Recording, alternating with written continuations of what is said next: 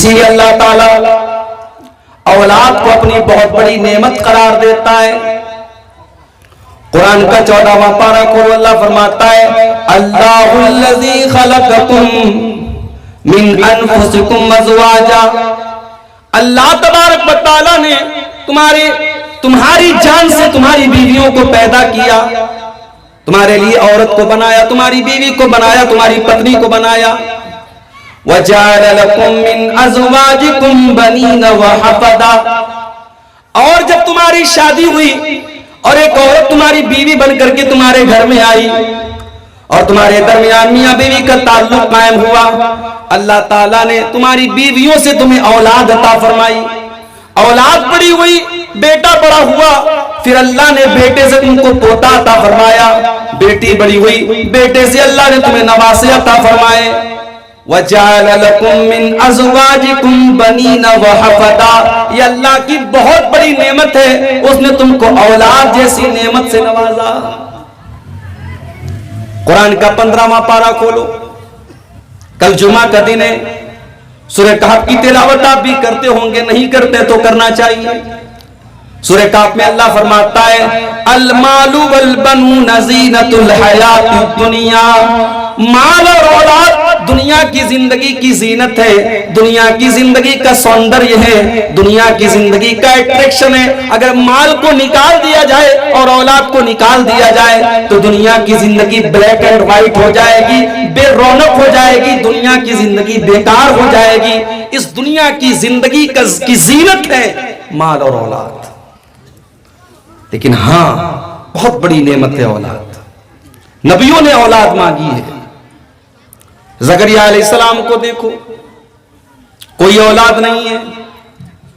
ان کی سالی کی بیٹی ہے جس کا نام مریم ہے, اور حضرت زکریا علیہ السلام اپنی سالی کی بیٹی کی پرورش کر رہے ہیں.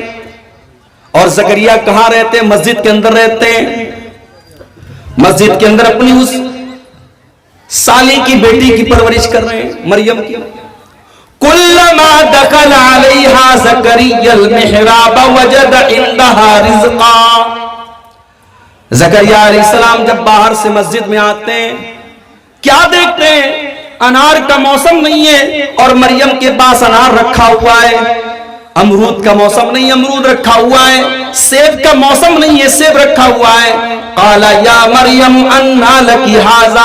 حضرت زکریا سوال کرتے ہیں اے مریم یہ بے موسم کا پھل تیرے پاس کہاں سے آیا؟ قالت هو من عند اللہ ان اللہ یرزق من یشاء بغیر حساب. مریم کہتی ہیں اے خالو جان یہ موسم, یہ بغیر موسم کا پھل اللہ کی طرف سے آیا ہے, اللہ کی طرف سے آیا ہے. اللہ جس کو چاہتا ہے بے حساب روزی دیتا ہے. اے خالو جان یہ اللہ کی بہت بڑی قدرت ہے, اللہ مجھ کو یہ پھل دے رہا ہے بے موسم کا. زکریا کے دل میں خیال آیا اگر وہ اللہ میری اس سالی کی اس بیٹی کو, میری اس بھانجی کو اگر وہ اللہ بے موسم کا پھل دے سکتا ہے, ٹھیک ہے میں 80 سال کا ہو گیا, میں 90 سال کا ہو گیا, مجھے آج تک اللہ نے اولاد نہیں دی ہے. اگر اس کو بے موسم کا پھل مل سکتا ہے تو مجھے بوڑھے کو اولاد کو نہیں مل سکتی ہے. ہنالک دعا زکریا. زکریا علیہ السلام کھڑے ہو گئے اور دعا کرنے لگے رب ہب لی من لدنک ذریۃ طیبہ. اے اللہ مجھ بوڑھے کو بھی تو نیک اولاد دے دے, مجھے بھی پاکیزہ اولاد دے دے. دعا مانگی انہوں نے. اولاد اتنی بڑی نعمت ہے. زکریا علیہ السلام جیسا پیغمبر دعا مانگ رہا ہے. ابراہیم علیہ السلام کو دیکھو, جب ان کی قوم نے ان کو اپنے وطن سے نکلنے پر مجبور کر دیا, حضرت ابراہیم پردیسی ہو گئے, مسافر ہو گئے, اور جب پردیس میں پہنچے کوئی سہارا ان کو اپنا ساتھ دینے والا, بڑھاپے میں ان کی لاٹھی بننے والا کوئی سہارا ان کے ساتھ نہیں تھا. انہوں نے اللہ کی بارگاہ میں دعا کی رب ہب لی من الصالحین, پروردگار مجھے نیک بیٹا عطا فرما دے. نبیوں نے دعا مانگی اولاد کی. اولاد بہت بڑی نعمت ہے میرے بھائی, مگر وہی اللہ جو اولاد کو نعمت قرار دیتا ہے, وہی اللہ جو اولاد کو دنیا کی زندگی کی زینت قرار دیتا ہے، وہی اللہ قرآن کے 28ویں پارے میں فرماتا ہے انما اموالکم و اولادکم فتنہ، تمہارا مال بھی تمہارے لیے فتنہ ہے، تمہاری اولاد بھی تمہارے لیے فتنہ ہے۔ وہی اللہ تعالیٰ سورہ منافقون میں فرماتا ہے یا ایھا الذین آمنوا لا تلہکم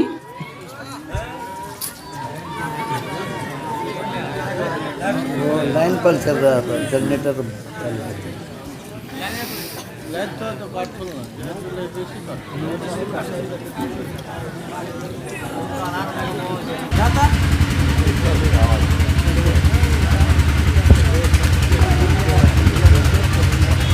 محترم حضرات، جو اللہ اولاد کو بہت بڑی نعمت قرار دے رہا ہے، وہی اللہ قرآن کے 28ویں پارے میں سورہ منافقون میں کیا فرماتا ہے یا ایھا الذین آمنوا لا تلہکم اموالکم ولا اولادکم عن ذکر اللہ، اے ایمان والو تمہارا مال اور تمہاری اولاد کہیں اللہ کے ذکر سے تم کو غافل نہ کر دے، کہیں ان کے چکر میں پڑ کر کے تم اللہ کو بھول نہ جاؤ، کہیں تم اللہ کے ذکر سے غافل نہ ہو جاؤ، کہیں تم اللہ کے دین سے غافل نہ ہو جاؤ۔ اولاد بہت بڑی نعمت بھی ہے اور بہت بڑا امتحان بھی ہے، بہت بڑی پریچھا بھی ہے میرے بھائی۔ خاص طور سے اگر اللہ نے آپ کو بیٹی سے نوازا ہے، میں یہاں پر ایک بات کی وضاحت بھی کر دوں، بیٹی کا باپ کبھی یہ نہ سمجھے کہ میں بد نصیب ہوں، مجھے بیٹیاں ہو گئی ہیں، نہیں، اگر بیٹی کوئی خراب چیز ہوتی، اگر بیٹی کوئی بری چیز ہوتی، اگر بیٹی اچھی نہ ہوتی تو اللہ تعالیٰ اپنے نبی کو 4 بیٹیاں نہ دیتا۔ بیٹی والوں تم خوش نصیب ہو، بیٹیاں بڑے قسمت والوں کو ملا کرتی ہیں، بیٹی آپ کو جنتی بننے کا موقع دے کر کے آئی ہے۔ اللہ کے نبی فرماتے ہیں من آل جاریتین حتی تبلغا، جس نے 2 بیٹیوں کی پرورش کی، جس نے 2 بیٹیوں کو پالا یہاں تک کہ وہ بیٹیاں جوان ہو گئیں، یہاں تک کہ وہ بیٹیاں بالغ ہو گئیں، اس نے بیٹیوں کا حق ادا کر دیا، جاء یوم القیامت انا وہوا کہاتین، اللہ کے پیارے نبی اپنی دونوں انگلیوں سے اشارہ کر کے فرماتے ہیں کہ بیٹیوں کی پرورش کرنے والا اور بیٹیوں کا حق ادا کرنے والا جب قیامت کے دن آئے گا وہ اپنے نبی کے ساتھ آئے گا، اور اس طریقے سے آئے گا جیسے یہ دونوں انگلیاں ایک دوسرے کے ساتھ اٹیچ ہے، ملی ہوئی ہیں، اپنے نبی کے ساتھ رہے گا قیامت کے دن۔ یہ بیٹیوں کی پرورش کرنے والی کا انعام ہے میرے پیارے ساتھ۔ مگر ایک طرف اتنا بڑا انعام ہے، دوسری طرف اللہ کے نبی یہ بھی فرماتے ہیں من ابتلی من هذه البنات شیئا، جس کو اللہ تعالیٰ بیٹی دے کر کے آزماتا ہے، جس کی پریچھا اللہ تعالیٰ بیٹی دے کر کے لیتا ہے، جس کا امتحان بیٹی دے کر کے لیتا ہے، کن لہو سترا من النار، وہ بیٹی اپنے ماں باپ کو جہنم کی آگ سے بچاتی ہے۔ بیٹیوں کی پرورش بہت بڑا امتحان ہے۔ ایک بہت بڑا امتحان یہ ہے کہ بیٹی لوگ کہتے ہیں نا پرایا دھن ہوتی ہے، بیٹی پرایا دھن ہوتی ہے، جوانی تک محبتوں کے ساتھ ماں باپ اسے پالتے ہیں، پوستے ہیں، اور پھر اللہ کے نام پر، اللہ کے کلمے کی بنیاد پر، اللہ کے کلام کی بنیاد پر اسے ایک اجنبی مرد کے حوالے کر دیتے ہیں، نکاح کے بندھن میں باندھ کر کے اسے ایک مرد کے حوالے کر دیتے ہیں۔ یہ بہت بڑی آزمائش ہوتی ہے ایک باپ کے لیے، ایک ماں کے لیے۔ لوگ تو سمجھتے بھائی بیٹی کی شادی ہے، ماں باپ بہت خوش ہیں، مگر وہ دل سے رو رہے ہوتے ہیں۔ بھائی ایک بھروسہ ہوتا ہے، اس بھروسے پر وہ اپنی بیٹی کو ودا کرتے ہیں۔ ان کو نہیں معلوم ہوتا کہ جس بیٹی کو ہم نے پھول کی طرح پالا ہے، نہیں معلوم اس کے ساتھ سسرال میں کیا سلوک کیا جائے گا۔ ہو سکتا ہے جس بچی کو ہم نے جس کے گال پہ کبھی تھپڑ نہ پڑنے دیا ہو سکتا ہے کوئی ظالم شوہر مل جائے اور اس کو جو ہے مارتا پیٹتا ہو، کوئی ظالم ساس مل جائے جو جہیز کے نام پر اس کو ظلم اور ستم کرتی ہو اور اس کو مارنے اور اس کو قتل کرنے کی پلاننگ کرتی ہو۔ باپ تو یہ سب نہیں جانتا ہے، باپ تو بس بھروسہ کر کے اپنی بیٹی کو حوالے کر دیتا ہے۔ بہت بڑا امتحان ہوتی ہے بیٹی، اور آج کے دور میں بیٹی ایک اور طریقے سے امتحان ہے میرے بھائی. بیٹی جب 8 سال کی ہوئی، 10 سال کی ہوئی، جوانی کی دہلیز پر قدم رکھنے لگی، زمانے کی ہوسناک نظریں اس نوخیز لڑکی کے جسم کا چکر لگانے لگتی ہیں. زمانے کی بھوکی نگاہیں گدھ کی طرح اس بچی، اس لڑکی کے جسم کی طرف مائل ہونے لگتی ہیں. ایک باپ کی ذمہ داری صرف یہ نہیں ہے کہ اس بچی کو، اس بیٹی کو اچھا کھلائے، اچھا پہنائے، اس کو اچھے اسکول میں داخلہ کرائے، اس کو تعلیم دے. اسے زمانے کی گندی نظروں سے بچانا بھی باپ کے لیے بہت بڑا چیلنج ہوتا ہے. اور ہم تو ایک ایسے دور میں زندگی گزار رہے ہیں جب 5 سال کی بچیوں کے ریپ ہو رہے ہیں. آپ یقین کریں گے، بنارس کی دھرتی پر جہاں میں رہتا ہوں، پچھلے مہینے ایک واقعہ ہوا.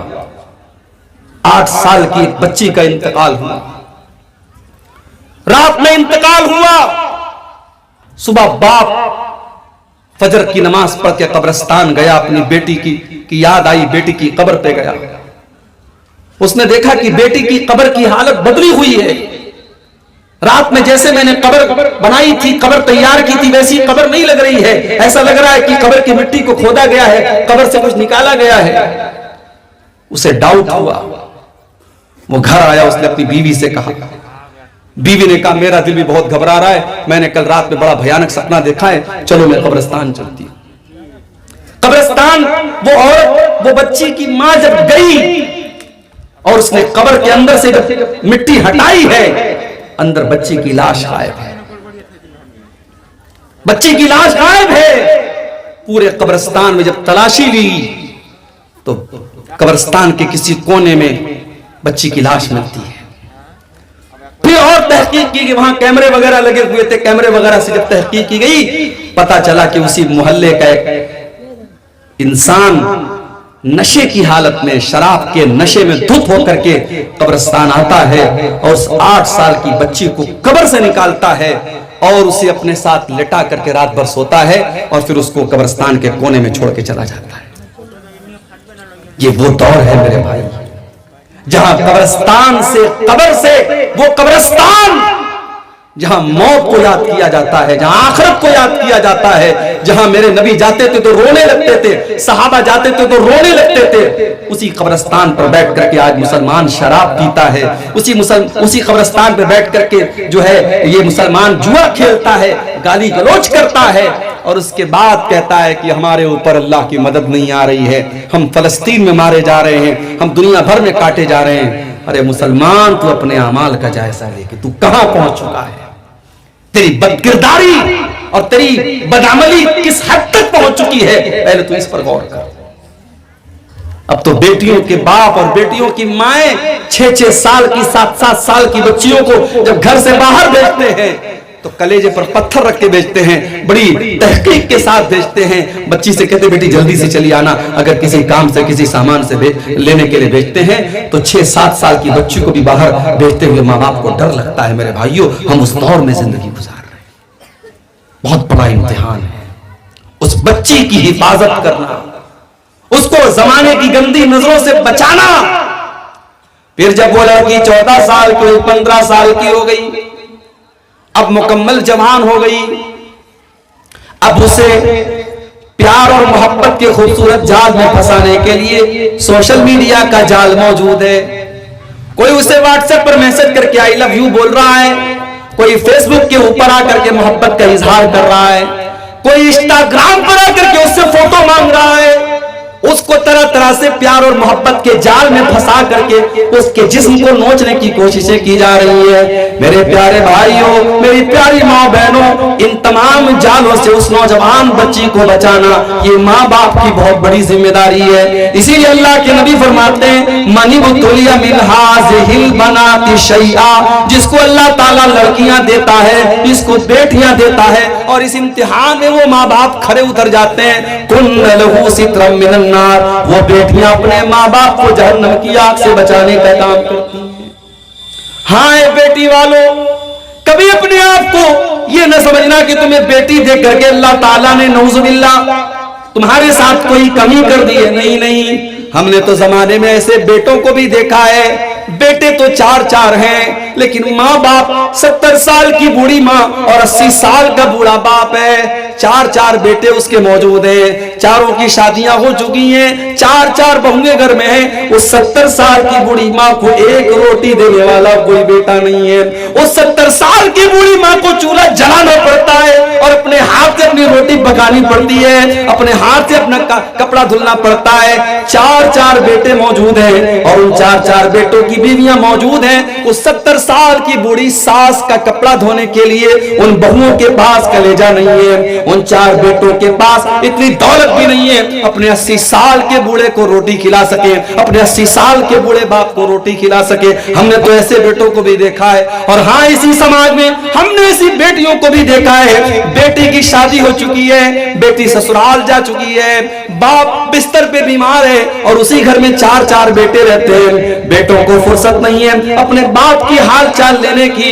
بیٹی سسرال میں ماں کا فون آتا ہے، بیٹی تیرے باپ کی طبیعت بہت خراب ہے، تیرا باپ بیمار ہے، بیٹی اپنے سسرال کے سارے کام چھوڑ کر کے، اپنی ساری مصروفیات چھوڑ کر کے بیٹی دوڑی اپنے مائکے آتی ہے، اور جب تک اپنے باپ کا دیدار نہیں کر لیتی اور جب تک اپنے باپ کی حال چال نہیں لے لیتی تب تک اس بیٹی کے دل کو قرار نہیں ملتا ہے۔ ہم نے تو ایسی بیٹیاں بھی دیکھی ہیں میرے بھائیوں۔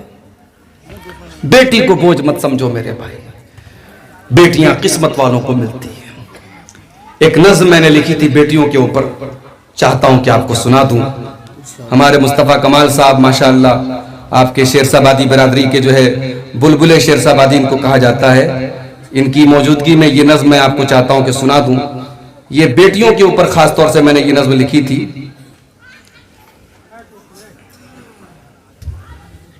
بڑا مسئلہ یہ ہے کہ نیپال میں نیٹ ورک وغیرہ کا بھی معاملہ رہتا ہے۔ چلیے نیٹ تو چلے گا نہیں، 1 منٹ۔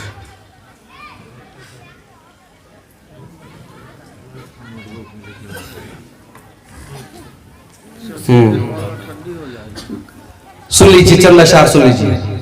گھر کے آنگن کی شان ہوتی ہیں، بیٹیاں گھر کی جان ہوتی ہیں، ماں کے دل کا سکون ہوتی ہے، اپنے والد کا مان ہوتی ہے، یہ جو ہنستی ہے پھول کھلتے ہیں، خوشبوؤں کی دکان ہوتی ہے، بن کے رحمت یہ گھر میں آتی ہے، برکتوں کا نشان ہوتی ہے، جو امانت سمجھ کے پالے گا اس کی خاطر امان ہوتی ہے، پرورش ان کی ہے بہت مشکل، سچ میں ایک امتحان ہوتی ہے، ان کی تعلیم ایک فریضہ ہے، خود ہی ایک خاندان ہوتی ہے۔ تو بیٹیوں کو میرے بھائیوں بوجھ نہ سمجھو، بیٹے اور بیٹیاں یہ دونوں آپ کے کندھے پر بہت بڑی امانت ہے۔ آج تک آپ نے یہ تقریر سنی ہوگی ماں کے پیروں کے نیچے جنت ہے، آپ نے یہ تقریر سنی ہوگی باپ جنت کا دروازہ ہے، لیکن آج ایک اور حدیث میں آپ کو سنانے جا رہا ہوں۔ ہر ماں اپنے دل پہ ہاتھ رکھ کے اس حدیث کو سنے، اور ہر باپ ٹھنڈے دماغ سے اس حدیث کو سنے۔ ماں کے قدموں کے نیچے جنت ہے، باپ جنت کا دروازہ ہے، لیکن اللہ کے نبی یہ بھی فرماتے ہیں ما من عبد یسترقیہ اللہ رعیتا، جس بندے کے اوپر اللہ تعالیٰ کوئی ذمہ داری ڈالتا ہے، اس کے کندھے کے اوپر اللہ تعالیٰ کوئی ذمہ داری ڈالتا ہے، ما من عبد یسترقیہ اللہ رعیتا، جس بندے کے اوپر اللہ تعالیٰ کوئی ذمہ داری ڈالتا ہے، ثم یموت یوم یموت وہو قاش لرعیتہ الا حرم اللہ علیہ الجنہ، پھر وہ انسان اگر اس حالت میں مر جاتا ہے کہ وہ اپنی ذمہ داری کو صحیح طریقے سے نہیں نبھا رہا تھا، ایک باپ اپنے باپ ہونے کا فرض نہیں نبھا رہا تھا، ایک ماں اپنی ماں ہونے کا فرض نہیں نبھا رہی تھی، ایک باپ نے اپنے بچوں کا حق ادا نہ کیا، ایک ماں نے اپنے بچوں کا حق ادا نہ کیا۔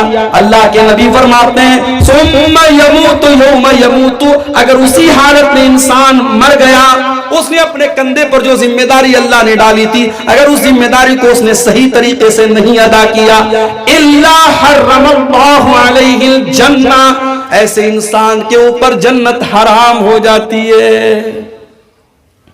میرے پیارے ساتھیوں، باپ بننا بہت نصیب کی بات ہے، لیکن باپ کا حق ادا کرنا یہ اصل کمال ہے۔ اگر آپ نے باپ کا حق ادا نہ کیا، او میری پیاری ماں بہنوں، آپ نے اگر اپنی بیٹیوں کی ماں ہونے کا حق ادا نہ کیا، اگر آپ نے ماں کا فرض نہ نبھایا، اللہ کے نبی کی یہ حدیث آپ کو وارننگ دے رہی ہے، الا حرم اللہ علیہ الجنہ، اس باپ کے لیے جنت حرام ہو جائے گی، اس ماں کے لیے جنت حرام ہو جائے گی۔ ماں باپ کی بہت بڑی ذمہ داری ہے میرے بھائی۔ اب کیا ذمہ داری ہے؟ آئیے اس پر ہم تھوڑی سی روشنی ڈالیں۔ سردی کا موسم ہے، رات کے 1:30 بج رہے ہیں، بہت دیر تک آپ کو پریشان کرنا بھی مناسب نہیں ہے۔ میں کچھ بڑی بنیادی چیزیں آپ کے سامنے رکھوں گا جس پر ہم سب کو آج بڑے ٹھنڈے دماغ سے غور کرنے کی ضرورت ہے۔ میری پیاری ماں بہنوں، میرے بھائیوں، ماں باپ کی سب سے پہلی ذمہ داری یہ ہے، اگر آپ چاہتے ہیں کہ آپ کا بیٹا نیک ہو جائے، آپ کی بیٹی نیک ہو جائے، سب سے پہلے آپ کی ذمہ داری ہے کہ آپ اپنے آپ کو نیک بنائیے، پہلے اپنی اصلاح کیجئے۔ جو ماں خود پردہ نہ کرے گی، وہ بیٹی کو پردہ والا کیسے بنائے گی؟ جس ماں کا دوپٹہ کبھی اس کے سر کے اوپر نہ رہتا ہو، اس کی بیٹی دوپٹہ سر پہ رکھنے والی کیسے بنے گی؟ جو ماں دن بھر موبائل پہ بیٹھ کر کے گانا سنتی ہو، اس کی بچی موبائل کے اوپر قرآن کی تلاوت کیسے سنے گی، اور نعتیں اور نظمیں اور تقریریں کیسے سنے گی؟ میری پیاری ماں بہنوں، آپ اپنی بچیوں کی آئیڈیل بنو، میرے بھائیوں آپ اپنے بچوں کے آئیڈیل بنو۔ بچے سب سے پہلے اپنے ماں باپ سے سیکھتے ہیں۔ کبھی آپ غور کیجئے گا، باپ اگر کرسی پر ایسے بیٹھ کے سگریٹ پیتا ہے نا، تو بچہ اکیلے میں باپ کی نقل کرتا اور ویسے ہی بیٹھ کے سگریٹ پیتا ہے۔ آپ اگر بچوں سے سگریٹ منگا رہے ہیں، گٹکھا منگا رہے ہیں، تمباکو منگا رہے ہیں، اور پھر آپ یہ سوچتے ہیں ہمارا بچہ بڑا ہو جائے تو ان تمام چیزوں کو ہاتھ نہ لگائے، تو معاف کیجئے، ایسا پاسبل نہیں۔ ماں باپ جب تک نیک نہیں بنیں گے، بچوں کے نیک بننے کی توقع چھوڑ دیجئے۔ پہلے آپ کو نیک بننا پڑے گا، پہلے ماں کو نیک بننا پڑے گا، پہلے باپ کو نیک بننا پڑے گا۔ ہمیں اپنی اولاد کی بڑی چنتا ہے۔ ہمارے انڈیا میں LIC چلتی ہے، بچہ پیدا ہوا، مجھے بیٹی ہوئی ابھی جنوری میں، مجھے تیسری بیٹی پیدا ہوئی۔ جیسے ہی بیٹی پیدا ہوئی، ہمارے مدرسے میں ایک آتے ہیں LIC والے، وہ آئے، مولانا صاحب آپ کو تیسری بیٹی ہوئی ہے، پتہ لگا ہے، جلدی سے بیٹی کے نام کا ایک پالیسی لے لیجئے، بیٹی 20 سال کی ہو جائے گی، اتنا پیسہ ملے گا۔ بچے پیدا ہوتے ہیں، ماں باپ ان کی فیوچر کی، ان کے بھوشیہ کی چنتا کرنے لگتے ہیں۔ میرے پیارے ساتھیوں، اپنی اولاد کے بھوشیہ کی اگر چنتا ہے، اپنی اولاد کے مستقبل کی اگر فکر ہے، تو سب سے پہلے ہم اور آپ اپنی فکر کریں، اپنی اصلاح کریں۔ آئیے میں آپ کو قرآن سے ایک ایگزامپل دیتا ہوں۔ قرآن کا 16واں پارہ کھولیے۔ حضرت موسیٰ علیہ السلام کا واقعہ اللہ تعالیٰ بیان کر رہا ہے۔ حضرت موسیٰ اور حضرت خضر ایک بستی کے پاس سے گزر رہے ہیں، ایک گاؤں کے پاس سے گزر رہے ہیں۔ دونوں کو بھوک لگی ہے، دونوں نے گاؤں والوں سے کھانا مانگا، لیکن گاؤں والے بڑے کنجوس تھے، بڑے بخیل تھے، انہوں نے کھانا نہیں کھلایا۔ آج بھی جس بستی میں علماء کی قدر نہ کی جائے، جس بستی میں دین کے طلباء کی قدر نہ کی جائے، اس بستی سے بڑا بخیل، اس سے بڑے کنجوس کہیں لوگ نہیں ہوتے۔ بہت ساری بستیاں ایسی ہوتی ہیں وہاں علماء نہیں جانا چاہتے کیونکہ وہاں بڑے بخیل لوگ ہوتے ہیں۔ آج ہمارے پاس بمبئی سے فون آتا ہے، مولانا صاحب ذرا اس پر بھی تھوڑا تقریروں میں روشنی ڈالیے، آج لوگ کہتے ہیں جلسے نہیں ہونے چاہیے۔ ٹھیک ہے، اگر جلسوں میں کوئی چیز غلط ہو رہی ہے اس کی اصلاح ہونی چاہیے۔ اسی سیمانچل کے جلسوں میں نے سینکڑوں مرتبہ تقریر میں کہا ہے، جو چیزیں غلط ہے اس پر آپ روک لگائیے۔ عورتیں اگر بے پردہ آ رہی ہیں، غلط ہے، اس پر روک لگائیے۔ سڑک پر آپ عورتوں کی دکان لگوا رہے ہیں، غلط ہے، اس پر آپ پابندی لگوائی ہے. نیپال کے علاقوں میں جلسوں میں بھی میں نے کہا, سیمانچل کے جلسوں میں بھی میں نے کہا, لیکن جلسے بند کر دیے جائیں نہیں میرے بھائی. یہ دین کی بنیاد اور دین کی باتیں آپ کے دلوں تک پہنچانے کا ذریعہ ہے یہ جلسے. کم سے کم اتنے سردی کے موسم میں رات کو 2 بجے ساری دنیا بیٹھ کر کے اپنے بستر پہ رضائی اوڑھ کے آرام کر رہی ہے. اگر اس پنڈال کے نیچے آپ بیٹھے ہیں, ہماری مائیں بہنیں بیٹھی ہیں, یہ بہت بڑی دلیل ہے اس بات کی کہ آپ کے دل میں ایمان کی محبت ہے, اسلام کی محبت ہے, اللہ اور اس کے رسول کی محبت ہے. یہ جلسے, یہ دینی پروگرام اسی محبت کی جیوتی کو جلانے کے لیے, اس محبت کی جیوتی کو روشن کرنے کے لیے قائم کیے جاتے ہیں. اور اگر ان جلسوں پر پیسہ خرچ ہوتا ہے تو اگر آپ کو درد ہو رہا ہے اور پیٹ میں درد ہو رہا ہے تو آپ کے اسی سماج میں شادیوں میں لاکھوں کروڑوں روپے خرچ ہو رہے ہیں, وہاں کیوں نہیں اعتراض ہوتا ہے؟ شادیوں میں آج جس قوم کے بچے آج بھوک مری سے مر رہے ہیں, اس قوم کی غریب بیٹیاں آج شادی اپنے باپ کی غریبی کی وجہ سے شادی نہیں ہو پا رہی ہے, اور جس قوم کی معاشی حالت نہایت پر خراب ہے اس قوم کے اندر آج شادیوں پہ لاکھوں روپے خرچ ہوتے ہیں اور لاکھوں روپے کا کھانا نالی میں بہا دیا جاتا ہے. ان فضول خرچیوں پر آپ روک لگائیے. جلسوں کو نشانہ بنانے والے دراصل یہ چاہتے ہیں کہ جلسے بند ہو جائیں, پھر حرام کو حرام کہنے والے بھی ختم ہو جائیں, جائز کو جائز کہنے والے اور ناجائز کو ناجائز کہنے والے بھی ختم ہو جائیں. میرے بھائیوں, یہ دین کی حفاظت کی تدبیریں ہیں اور یہ آپ کو دین سے جوڑے رکھنے کے طریقے ہیں. لہٰذا ان جلسوں پر آپ بہت زیادہ مشق ستم ان کو نہ بنائیے. تو حضرت موسیٰ اور حضرت خضر کو گاؤں والے بڑے کنجوس تھے, انہوں نے کھانا نہیں کھلایا. اب قرآن کہتا ہے حضرت موسیٰ اور حضرت خضر دونوں نے دیکھا کہ ایک مکان کی دیوار گر رہی ہے. حضرت خضر اٹھے, انہوں نے دیوار کو سیدھا کر دیا. حضرت موسیٰ نے بڑے غصے میں کہا لو شئت لاتخذت علیہ اجرا. اے حضرت خضر, آپ نے دیوار کو کیوں سیدھا کر دیا؟ کنجوس لوگ, مکھی چوس لوگ ہیں, انہوں نے ہم کو کھانا تک نہ کھلایا اور آپ نے ان کی دیوار کو فری میں ٹھیک کر دیا. آپ کو اس کا پیسہ لے لینا چاہیے تھا, اس کی اجرت لے لینی چاہیے تھا. حضرت خضر نے جواب دیا وَأَمَّا الْجِدَارُ فَكَانَ لِغُلَامَيْنِ يَتِيمَيْنِ فِي الْمَدِينَةِ وَكَانَ تَحْتَهُ كَنْزٌ لَهُمَا. اے موسیٰ, وہ دیوار 2 یتیم بچوں کے مکان کی دیوار تھی. اس مکان کے اندر 2 یتیم بچے رہا کرتے تھے اور اس دیوار کے نیچے ان کے باپ نے خزانہ چھپایا تھا. باپ نے مرنے کے پہلے اس دیوار کے نیچے خزانہ چھپایا تھا. اگر دیوار گر جاتی, خزانہ سامنے آ جاتا اور گاؤں کے لوگ خزانے کو لوٹ کے لے کے چلے جاتے.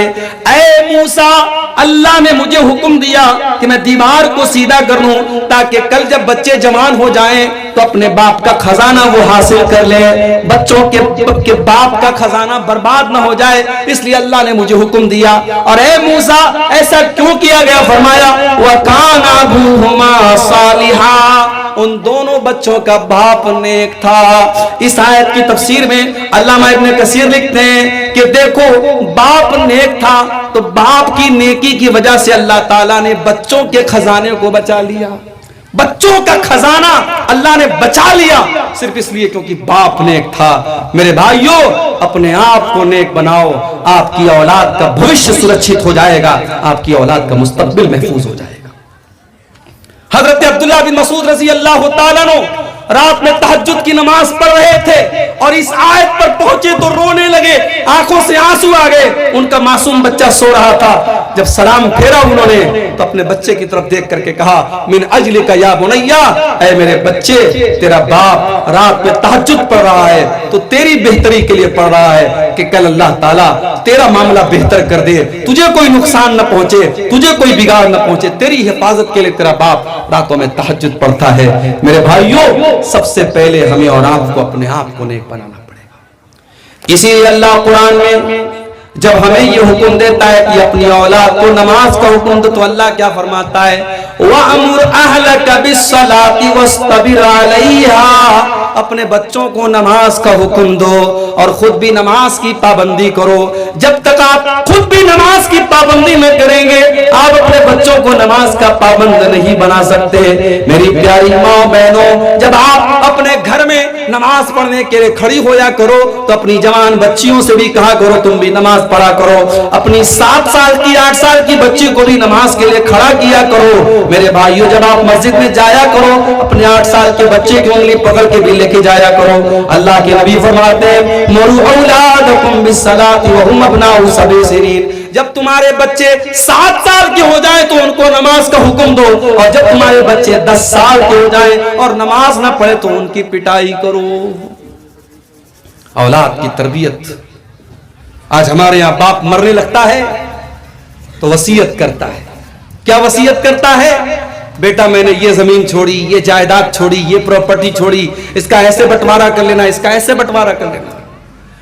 اور تمہیں ہزاروں سال پہلے ایک ایسے باپ کے پاس لے کے چل رہا ہوں جس باپ کے 12 بیٹے تھے اور باپ کا آخری ٹائم تھا، اور 12 بیٹے اپنے باپ کی چارپائی کے آس پاس کھڑے ہوئے تھے۔ باپ کا انتقال ہونے والا ہے، باپ مرنے والا ہے، باپ کی موت کا ٹائم ہے، اور 12 بچے اپنے باپ کی چارپائی کے پاس کھڑے ہیں۔ اور قرآن کریم میں اللہ بیان کرتا ہے ام کنتم شہداء اذ حضر یعقوب الموت اذ قال لبنیہ ما تعبدون من بعدی قالوا نعبد الہک و الہ آبائک ابراہیم و اسماعیل و اسحاق الہا واحدا۔ اللہ کہتا ہے میرے بندو دیکھو یعقوب علیہ السلام کا آخری ٹائم ہے، ان کی موت کا ٹائم ہے، اپنے بچوں سے وہ سوال کرتے ہیں اے میرے بچوں تم میرے بعد کس کی عبادت کرو گے، میرے بعد کس کی پوجا کرو گے، کس کی اپاسنا کرو گے، کس کے آگے اپنا سر جھکاؤ گے؟ تو 12 کے 12 بچے کہتے کہ ابا جان ہم ایک اللہ کی عبادت کریں گے۔ اے ابا جان آپ ٹینشن نہ لیں، آپ فکر نہ کریں، آپ چنتا نہ کریں، ہم اسی ایک اللہ کی عبادت کریں گے جس ایک اللہ کی عبادت آپ کیا کرتے تھے اور ہمارے باپ دادا کیا کرتے تھے۔ میرے پیارے بھائیوں آج بھارت کی سرزمین پر بھی اور نیپال کی سرزمین پر آپ نظر اٹھا کے دیکھ لو کتنے باپ ہیں جن کی بچیاں جوان بیٹیاں کالجوں میں پڑھ رہی ہیں، یونیورسٹیوں میں پڑھ رہی ہیں، اور غیر مسلموں کے ساتھ اپنے باپ کی ناک کٹوا کر اپنے باپ کی عزت کو خطرے میں ڈال کر وہ غیر مسلم کے ساتھ پیار اور محبت کے جال میں پھنس کر کے بھاگ جاتی ہیں اور پھر اسلام کو چھوڑ کر کے اس کے مذہب میں داخل ہو جاتی ہیں۔ میرے بھائیوں اپنی بیٹیوں کے ایمان کی فکر کرو، اپنے بچوں کے ایمان کی فکر کرو۔ آپ کے بیٹے دولت کمائیں یا نہ کمائیں، آپ کی بیٹیاں دولت کمائیں یا نہ کمائیں، لیکن کل قیامت کے دن جب اللہ کی بارگاہ میں جائیں گی اگر ان کے پاس ایمان کی دولت ہوگی، ان کے پاس توحید کی دولت ہوگی، یاد رکھو میرے بھائیوں اس سے بڑی کوئی دولت نہیں ہوگی، توحید سے بڑی کوئی دولت نہیں، ایمان سے بڑی کوئی دولت نہیں۔ اگر ہمارے پاس سب کچھ ہے اور ایمان نہیں ہے ہم سے بڑا بد نصیب کوئی نہیں، اور ہمارے پاس کچھ بھی نہیں ہے لیکن ایمان ہے تو ہم سے بڑا خوش نصیب کوئی نہیں۔ اور آگے بڑھیے، ہم کہتے ہیں صاحب ہمارا بیٹا شراب پیتا ہے، ہمارا بیٹا رات کو 2 بجے تک موبائل میں لگا رہتا ہے، ہمارا بیٹا غیر محرم لڑکیوں سے تعلق رکھتا ہے۔ مولوی صاحب ہمارے بچے کے بارے میں کچھ کیجئے، مولوی صاحب میرے بچے کے لیے دعا کر دیجئے۔ میرے پیارے بھائیوں آپ کا بیٹا یا بیٹی آج جوان ہوا ہے، جب وہ 8 سال کا تھا، جب وہ 10 سال کا تھا، کیا آپ نے اس کے دل اور دماغ میں یہ بات ڈالی تھی بیٹا کبھی کوئی گناہ کا کام کرنے کے پہلے یہ سوچ لینا وہ اللہ دیکھ رہا ہے، اس اللہ کو حساب دینا ہے۔ آپ نے بلی سے اپنے بچے کو ڈرایا تھا، آپ نے کتے سے ڈرایا تھا، آپ نے شیر سے ڈرایا تھا، مگر آپ نے اللہ کا ڈر اپنے بچے کے اندر پیدا نہ کیا تھا۔ میرے بھائیوں اسی کاٹمنڈو کے ایئرپورٹ پہ چلے جاؤ، اسی نیپال کے وراٹ نگر کے ایئرپورٹ پہ چلے جاؤ، وہاں بڑے بڑے کیمرے لگے ہوئے ہیں، ایئرپورٹ کے اوپر کیمرہ لگا ہوا ہے۔ وہ کیمرے کیوں لگے ہوئے ہیں؟ وہ کیمرے اسی لیے تو لگے ہوئے ہیں کہ کیمرہ لگائے چور چوری کرنے کے پہلے سوچے گا نہیں کیمرہ لگا ہوا ہے، میں ریکارڈنگ میں آ جاؤں گا، میں پکڑ لیا جاؤں گا۔ ایئرپورٹ کے اوپر کوئی منچلا کسی لڑکی کو چھیڑنے کے پہلے دیکھے گا نہیں کیمرہ لگا ہوا ہے، اگر میں نے لڑکی کو ٹچ کیا کیمرے میں آ جاؤں گا، میں پکڑ لیا جاؤں گا۔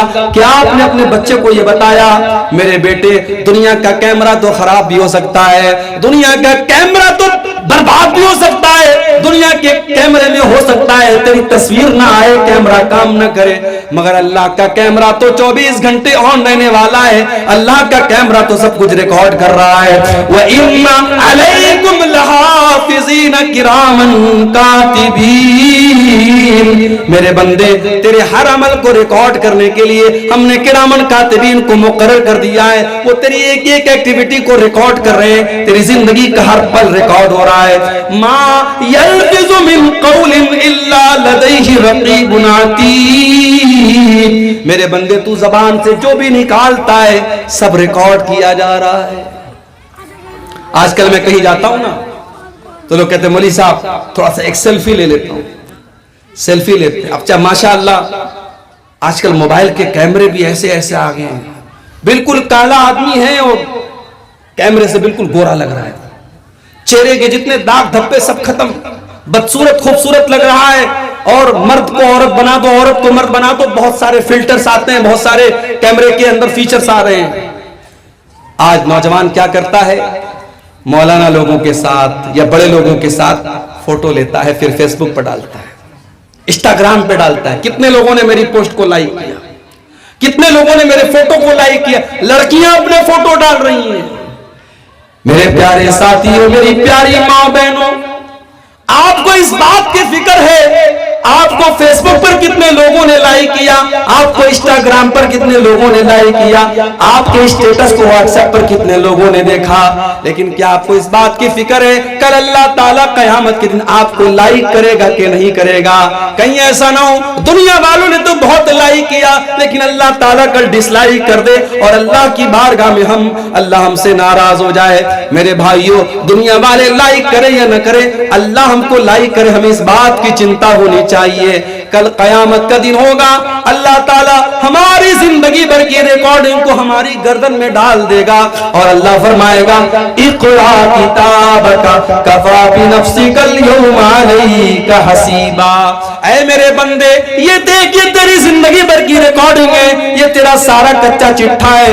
یہ رات کو 12 بجے تو نے بند کمرے میں جو گناہ کیے تھے, تو نے رات کو 2 بجے جو تو نے گناہ کیے تھے, وہ سب اس کیمرے کی ریکارڈنگ کے اندر ریکارڈ کر دیا گیا ہے. میرے بندے تو بتا تیرے ساتھ کیا ہونا چاہیے, تو خود اپنا حساب کر لے, تیرے ساتھ کیا ہونا چاہیے. میری ماں اور بہنوں, جس مسلمان عورت کے پائل کی آواز کا بھی پردہ کرنے کا حکم دیا گیا, اللہ نے قرآن میں کہا وَلَا يَضْرِبْنَ بِأَرْجُلِهِنَّ لِيُعْلَمَ مَا يُخْفِينَ مِنْ زِينَتِهِنَّ. اے مسلمان عورتوں, جب تم اپنے گھروں میں چلا کرو تو زور زور سے اپنے پیر کو زمین پہ مار کر کے نہ چلا کرو, کہیں ایسا نہ ہو تمہارے پائل کی آواز غیر مردوں کے کانوں تک پہنچے. جو اسلام ایک عورت کے پائل کی آواز کو بھی غیر مردوں تک جانے کی اجازت نہیں دیتا ہے. او میری بہنوں, تم واٹس ایپ کے اوپر, تم فیس بک کے اوپر, تم انسٹاگرام کے اوپر اپنے فوٹوز ڈال رہی ہو, اپنے ویڈیوز ڈال رہی ہو, اپنی شادی کے فوٹوز ڈال رہی ہو, یہ کہاں سے جائز ہو جائے گا میری پیاری ماں بہنوں؟ جو قرآن کہتا ہے فَلَا تَخْضَعْنَ بِالْقَوْلِ. اے مسلمان عورتوں, جب تم کسی غیر مرد سے بات کرو تو اپنی آواز کو پست کر لو, کہیں ایسا نہ ہو کہ کسی کے دل میں تمہارے خلاف کوئی کھچڑی پکنے لگے, کوئی غلط ارادہ اس کے دل میں پیدا ہونے لگے. جو اسلام ایک غیر محرم مرد کے سامنے مسلمان عورت کو کڑی آواز میں اور سخت آواز میں بات کرنے کا حکم دیتا ہے, وہ اسلام ایک عورت کو اس بات کی اجازت کیسے دے سکتا ہے کہ وہ اپنے ویڈیو سوشل میڈیا پہ ڈالے, اپنے ویڈیو فیس بک پر ڈالے؟ میرے بھائیوں اور میری بہنوں, آپ سب سے گزارش کرتا ہوں سوشل میڈیا کا استعمال بہت احتیاط کے ساتھ کرو. اپنے فوٹوز مت ڈالو میری بہنوں, اپنے ویڈیوز مت ڈالو. اور میرے بھائیوں, ایک بات اور کان کھول کر کے سن لو, آج کل یہ بھی ہو رہا ہے, فیس بک کے اوپر کسی نے میسج کیا لڑکی کو, ارے بہن آپ تو ماشاءاللہ بہت اچھا لکھتی ہیں, بڑے اچھے اچھے پوسٹ آپ کے ہوتے ہیں, اچھا آپ کا نام کیا ہے, آپ کا گاؤں کیا ہے. اب ایک چیٹنگ شروع ہوتی ہے, پھر وہ چیٹنگ بڑھتے بڑھتے محبت کے اقرار تک پہنچ جاتی ہے. میری بہنوں کان کھول کر کے سن لو, فیس بک کے اوپر, واٹس ایپ کے اوپر اور سوشل میڈیا کے اوپر آئی لو یو بولنے والا اور محبت کا اظہار کرنے والا آپ کے جسم تک پہنچنا چاہتا ہے, بس وہ صرف اس کی نگاہیں آپ کے شریر کی طرف ہے, اس کا نشانہ آپ کا جسم ہے, وہ اپنے ہوس کی پیاس کو بجھانا چاہتا ہے. اسلام میں پیار کا صرف ایک تصور ہے. اسلام کی نظر میں پیار وہ ہوتا ہے جو شادی کے بعد ہوتا ہے, جو میاں بیوی کے بیچ میں ہوتا ہے, جو جائز اور حلال رشتے کے ذریعے ہوتا ہے. میری پیاری بہنوں, کبھی کسی کی ناجائز محبت نہ بننا. میرے بھائیوں, کبھی سوشل میڈیا پر کسی کی بہن بیٹی کو پھنسانے کی کوشش نہ کرنا. اگر آج تم کسی کی بہن بیٹی کو پھنسا رہے ہو, کل تمہاری بہن کے دروازے پر بھی کوئی دستک دے رہا ہوگا, کل تمہاری بیٹی کے دروازے پر بھی کوئی دستک دے رہا ہوگا. اس انجام کے لیے بھی تم تیار رہنا. اگر آج کسی کی بہن بیٹی کی عزت پر تم حملہ کرنے جا رہے ہو, کل تمہاری بہن بیٹی کی عزت پر بھی کوئی حملہ کرنے کی تیاری کر رہا ہوگا, یہ سوچ لینا. تم ویلنٹائنز ڈے پر اگر کسی کی بیٹی کو اور کسی کی بہن کو گلاب کا پھول دے کر کے محبت کا اظہار کر رہے ہو, تو جا کر کے اپنے گھر میں پتہ لگا لینا, تمہاری بہن کو بھی کسی نے گلاب کا پھول دیا ہوگا, تمہاری بیٹی کو بھی کسی نے گلاب کا پھول دیا ہوگا.